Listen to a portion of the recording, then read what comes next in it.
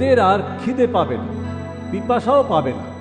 সূর্যের তেজ এদের গায়ে আর লাগবে না, ভীষণ গরমও লাগবে না। কারণ সেই মেষ শিশু যিনি সিংহাসনের উপরে আছেন তিনি এদের রাখাল হবেন। জীবন্ত জলের ফোয়ারার কাছে তিনি এদের নিয়ে যাবেন, আর ঈশ্বর এদের চোখের জল মুছে দেবেন।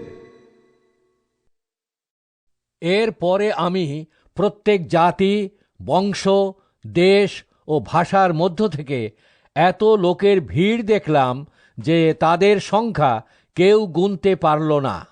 সাদা পোশাক পরে তারা সেই সিংহাসন ও মেষশিশুর সামনে খেজুর পাতা হাতে নিয়ে দাঁড়িয়েছিল।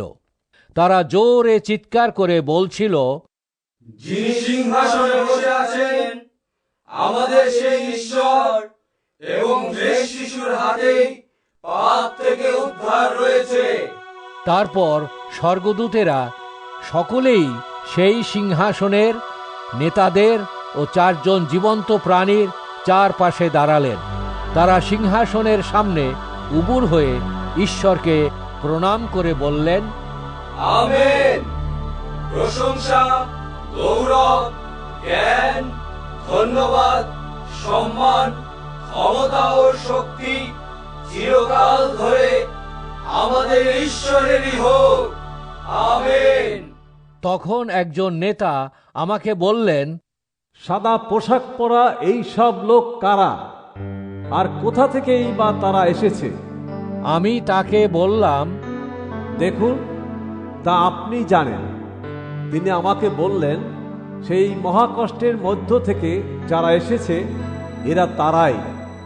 এরা এদের পোশাক মেষ শিশুর রক্তে ধুয়ে সাদা করেছে।